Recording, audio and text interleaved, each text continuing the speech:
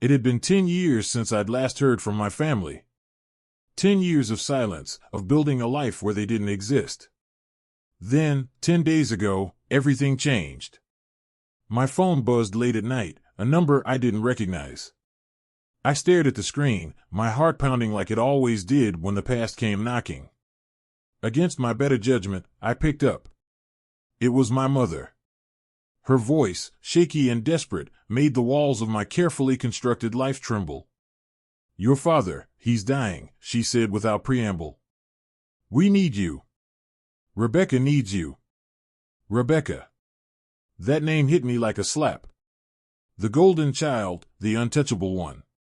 My twin sister who, despite being only 12 minutes older, had always seemed to occupy a throne in our family. Meanwhile, I was just a shadow. My mother's words tumbled out in a rush. They didn't just want me to visit my father, they expected me to step in and take responsibility for Rebecca's life and future. My mind reeled. Was this guilt? Manipulation? Or both? I'm 31 now, but the memories of my early 20s felt as raw as an open wound. At 21, freshly graduated and full of hope, I cut ties with my family and moved away. It wasn't an impulsive decision, it was survival. Growing up, it had always been Rebecca who was cherished. Rebecca who was celebrated. Rebecca who could do no wrong. I still remember how I tried to outperform her, thinking maybe, just maybe, this time they'd notice me. I'd bring home straight A's, win awards, excel at sports, and even dabble in art, which she fancied herself an expert at. But instead of earning their pride, my achievements seemed to irritate them. "Stop trying to overshadow your sister," my father once snapped when I showed them a painting that had won first prize. I'd wanted to scream, "I'm not overshadowing her, she's blocking out my sunlight." But I swallowed the words, like always. The final straw came during my college graduation. I'd invited them weeks in advance, sent reminders, even tried calling the night before. Nothing. Not a single response. Later, I learned they had skipped it to accompany Rebecca to her first day of community college art classes, at 21 years old. I remember sitting in my cap and gown, scanning the crowd for their faces. When it became clear they weren't there, something inside me snapped. That night, I made the decision, I didn't need them. Not their love, not their approval, and certainly not their presence. I blocked them everywhere. I told myself I was better off alone. But now, as my mother's voice crackled through the phone, all those old wounds reopened. "We've missed you," she said, her tone dripping with a mix of guilt and obligation. "Your father doesn't have much time. He wants to see you." My laugh was bitter. He wanted to see me? Funny, he didn't want to see me at my graduation. "Don't be cruel," she snapped, her composure cracking. "You don't understand what we've been through." "You've been through?" I echoed, incredulous. "I spent my entire childhood watching you shower Rebecca with love while telling me I was too needy, too entitled. So, no, I don't understand what you've been through." She was silent for a moment. I almost hung up, but then she dropped the real bombshell. "Rebecca needs help. Your father, he wanted you to take care of her. She's struggling." My stomach churned. "She's 31, Mom. Why does she need me to take care of her? She's had a tough time. She's not as strong as you." That line, a backhanded compliment if ever there was one, felt like salt in the wound. Strong? I wasn't strong. I was resilient because I had to be, because no one had ever caught me when I fell. And now, they wanted me to be her safety net. Over the next few days, the calls kept coming. My mother. Relatives I hadn't spoken to in years. Even Rebecca herself, though her message was brief and cryptic. "I know we've had our differences, but I could really use your help right now." Her voice had lost its usual smugness. It was shaky, uncertain. For a moment, I almost felt sorry for her. Almost. But then I remembered the years of condescension, the sly comments, the way she'd bask in our parents' favoritism. Still, something gnawed at me. What if this was my last chance to reconcile? What if I'd regret not going?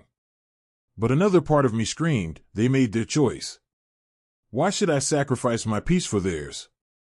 The final call came yesterday. My aunt, always the peacekeeper, begged me to reconsider. He doesn't have much time, she said softly. And Rebecca, well, she's not as put together as she seems. She's struggling in ways you don't know. Why is that my problem? I asked bluntly. There was a long pause before she replied, because family is complicated. And sometimes, it's worth fighting for, even when they've let you down. Her words stayed with me long after the call ended. Now, here I am, staring at the ticket I've just booked. One way. Not because I've forgiven them, but because I need answers. Closure. And maybe, just maybe, to finally rewrite this story on my terms. For the past few years, I've been diving deep into the vegan industry, studying trends and markets. It's a massive, untapped opportunity. While I'm not vegan myself, I've seriously considered launching my own business. The plan was simple: craft a business model, secure investors, and quit my corporate job. I'd even started conversations with a few like-minded people who were eager to join me on this journey. But life, as always, had other plans. Last week, out of the blue, I got a call from my mother. Her voice, strained and unfamiliar, carried the weight of a decade's silence between us. My father, she said, was on his deathbed. He'd been battling cancer for 3 years, and they never told me. The news was like a gut punch. 10 years without a word, and now they wanted me back. There wasn't time to think or feel. I packed a bag and left. As the plane touched down, a wave of memories hit me: birthdays missed, arguments that echoed louder than apologies, and the suffocating weight of unresolved resentment. When I arrived at the hospital, I froze in the doorway. The man lying on the bed, frail and sunken, hardly resembled my father. I had to remind myself to breathe.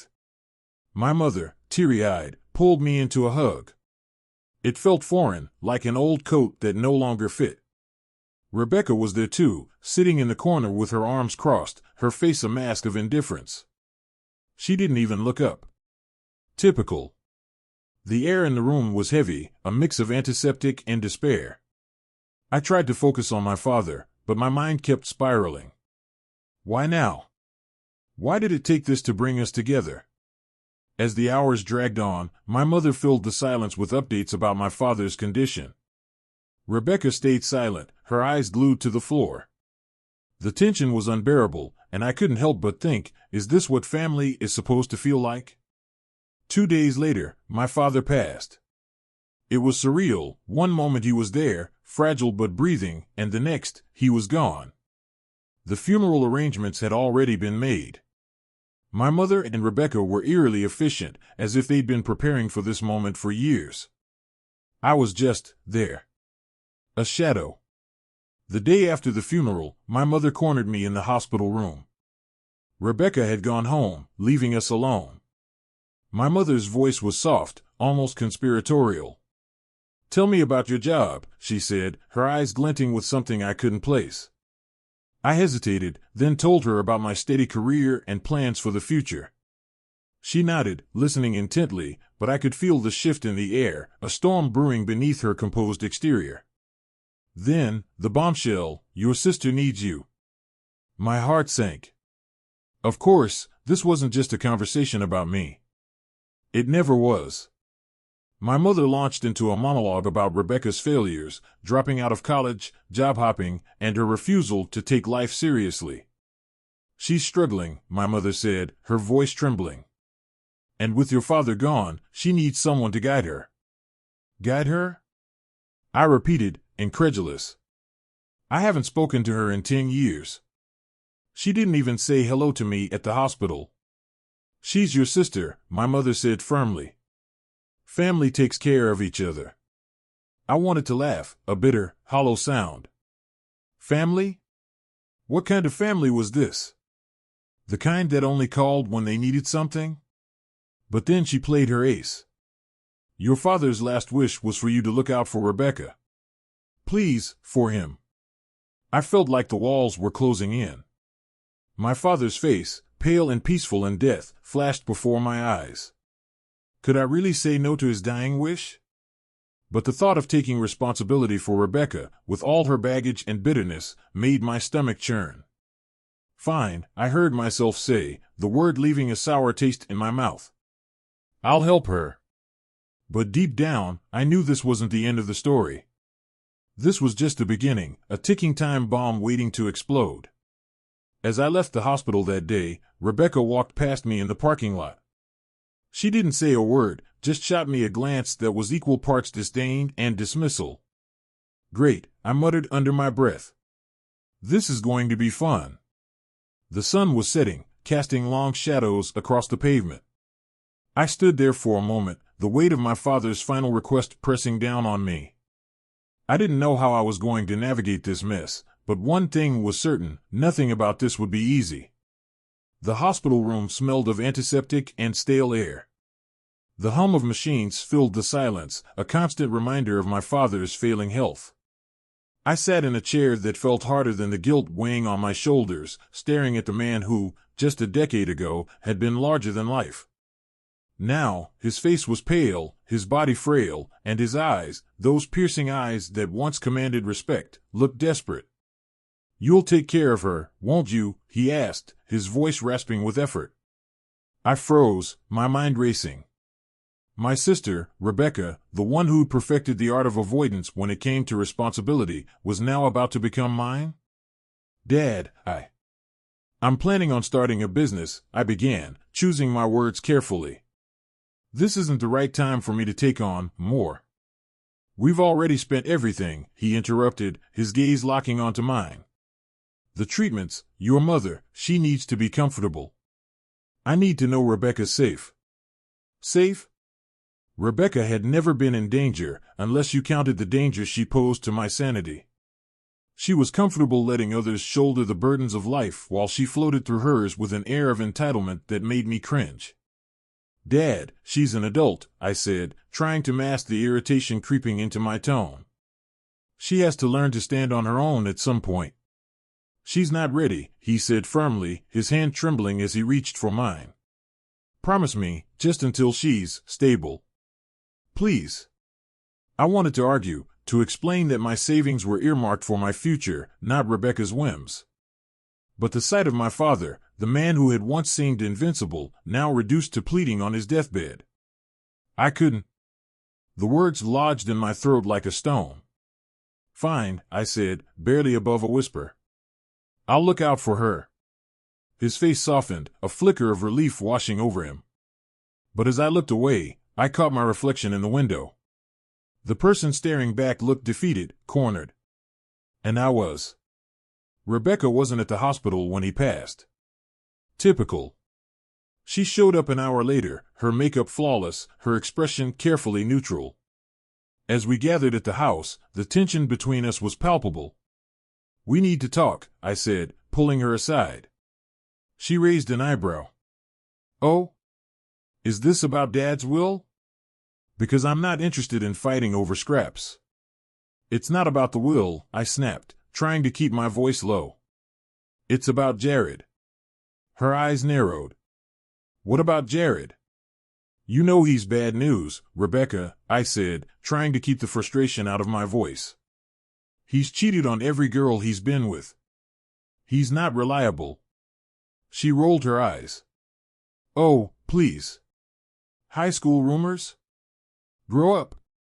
This isn't just high school gossip, I said, stepping closer.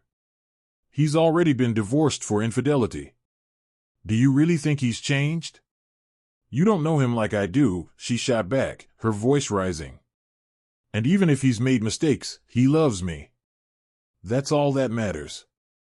I stared at her, searching for any sign of doubt. But her face was defiant, her jaw set.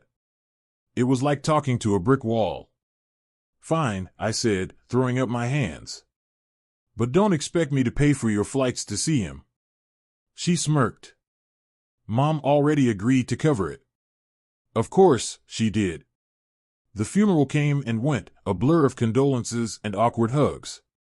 My father's absence left a void, but the responsibilities he thrust upon me loomed larger. A week later, my mother called me into the living room. "Rebecca's planning to visit Jared next month," she began, her tone deceptively casual. "That's her choice," I replied, not looking up from my laptop. "She'll need help with the expenses," she added, her voice firmer now. I closed the laptop and met her gaze. "Mom, I already told Dad I'd look out for her. But I'm not funding her relationship with a guy I don't trust." "Your father wanted you to take care of her," she said, her expression hardening. "And that includes helping her with Jared." "Dad also wanted me to put my life on hold," I countered. "But at some point, someone has to tell Rebecca the truth." She sighed, shaking her head. "You're so stubborn. Just like your father." The irony wasn't lost on me. That night, I sat alone in the darkened kitchen, nursing a cup of cold coffee. My phone buzzed with a text from Rebecca. "Rebecca, thanks for nothing. Don't worry, Jared and I will figure it out without you." I stared at the message, a mix of anger and sadness bubbling up inside me. For all her faults, she was still my sister. But where did my responsibility end and hers begin? As I put the phone down, I made a silent vow. I'd honor my promise to Dad, but not at the cost of my own dreams. If Rebecca wanted to sink, I'd throw her a lifeline, but I wouldn't let her drag me down with her. The consequences were unfolding faster than I could process. I'd known Jared and his Casanova antics for years, too many years, honestly. Watching Becca entangle herself with someone like him was like seeing a car careening toward a cliff in slow motion. No brakes, no seatbelt, no sense. I warned her. Oh, I warned her. But, just like my parents had done countless times before, she brushed me off. "He's changed," she had insisted with the certainty of a gambler betting on a broken roulette wheel. "We're in love. He'd never cheat on me or hurt me."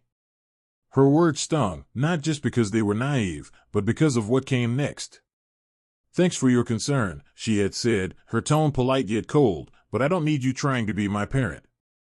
Just handle the financial stuff. Emotional bonding? Not required." I didn't respond, but her words carved a deep groove into my chest. That day, I decided to take her advice. Fine. I'd stick to what Dad had asked of me, financial support. Emotional investment? Out the window. I had work to focus on, and truthfully, I was tired of playing cleanup crew for everyone else's mess. After the funeral, life resumed its gray monotony. 2 days later, Mom called and told me to book Becca a flight to see Jared. No questions asked, I booked it. Fast forward to yesterday. I was in the middle of editing a pitch deck when there was a knock at my door, sharp, insistent, like it had something urgent to say. I opened it to find Becca, disheveled and tear-streaked, her eyes red as if she'd been crying for hours. She clutched the threadbare duffel bag like it was her lifeline. I didn't know who else to come to," she stammered, her voice trembling. "She told me she'd taken the bus. 10 hours on a bus, no less, because she couldn't afford a ticket for anything faster." The girl who had dismissed me with a wave of her hand was now standing on my doorstep, completely shattered. "What happened?" I asked, my voice sharp. I wasn't ready for this. Becca inhaled shakily, her words tumbling out in disjointed fragments. She had decided to surprise Jared, a romantic gesture, she thought. When she arrived unannounced, she found him cozying up to another girl. "And?" I prompted, crossing my arms. "I confronted him," she said, her voice cracking. He told me it wasn't my business. That we weren't exclusive. Can you believe that?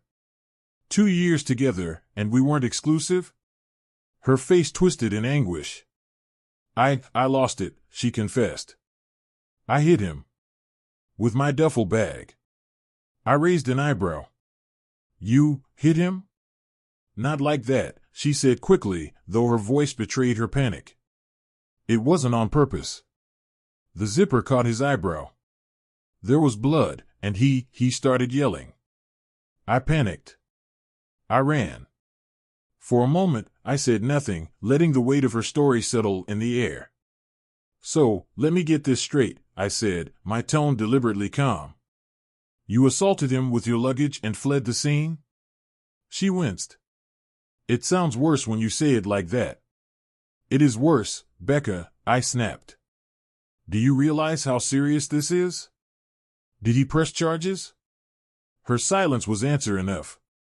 She looked down at her sneakers, scuffing the floor like a guilty child. I had to pay a fine, she admitted quietly. Everything I had, it's gone. I'm here because I need your help. You've been independent for years. I thought maybe you could teach me. Give me a job.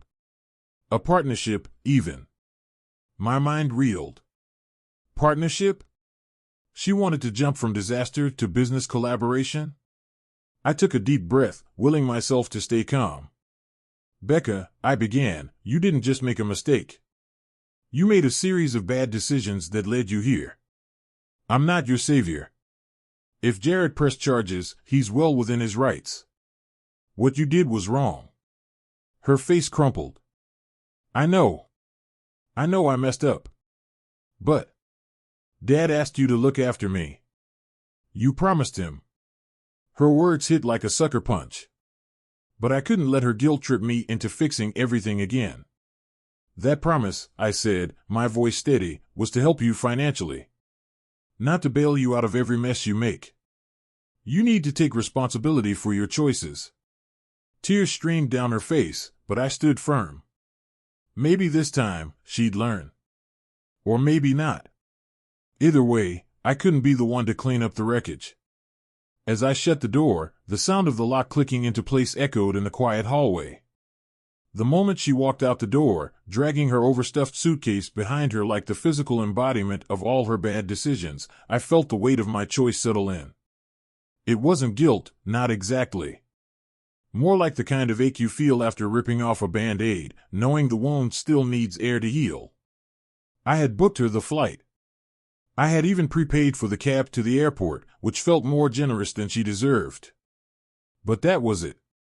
My charity was officially out of stock.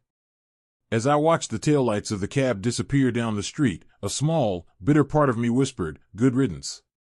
But of course, nothing in my family is ever that simple. The texts from Mom started rolling in almost immediately. Each one was a perfectly crafted guilt bomb, designed to detonate on impact. How could you turn her away like that? Your father would be heartbroken to see you acting so selfishly. She's your sister, for God's sake. She needs you. I ignored them at first, but the notifications kept lighting up my phone, a relentless symphony of shame. Finally, I snapped. I blocked her number. The silence that followed was a relief, but it also felt wrong. Like I'd crossed some invisible line, and there was no going back. 3 days later, I was still stewing in my decision. Every time I closed my laptop, my father's voice echoed in my mind, a raspy, end-of-life plea from a hospital bed that smelled like antiseptic and regret. Promise me, he had said, his hand trembling in mine. Promise you'll look after Rebecca. She's not as strong as you. At the time, I'd nodded, tears blurring my vision. What else could I do? Say no? Tell a dying man that his favorite child had burned every bridge with me long before his illness had forced us all into the same room again? Looking back, I realized he hadn't been asking. He'd been expecting. And that expectation had weighed on me ever since, like an anchor tied to my ankle, dragging me into a sea of obligations I never signed up for. When Rebecca texted me out of the blue, I almost deleted it without reading. But curiosity, or maybe morbid fascination, got the better of me. I paid the fine, her message read. Don't worry, I don't need your help anymore. Mom's disappointed in you, by the way. She said she never wants to see you again. Just thought you'd want to know. I stared at the screen, a mix of disbelief and irritation bubbling to the surface. Mom's disappointed in me? The audacity was almost laughable. Without thinking, I typed out a response, Thanks for the update. Tell her the feeling's mutual. But before I hit send, I hesitated. What was the point? Nothing I said would change their opinion of me. They'd already painted me as the villain in their family narrative, the selfish daughter who refused to play by their rules. Instead, I blocked her too. 2 months later, life was quieter. Peaceful, even. My business venture was finally taking shape, something I could pour my energy into without fear of betrayal or drama. The investors I'd pitched to were enthusiastic, their interest validating in a way my family's approval never had been. For the first time in years, I felt free. One night, as I sat in my tiny apartment surrounded by sketches and spreadsheets, a thought struck me: this is what family should feel like. Supportive. Encouraging. Uncomplicated. Maybe I hadn't lost a family. Maybe I'd just finally found the courage to build my own. And so, as I sit here with the future finally in my hands, I realize something important. Family isn't just about blood, it's about the people and choices that empower you, not drain you. Walking away wasn't easy, but sometimes, the hardest decisions lead to the most fulfilling freedom.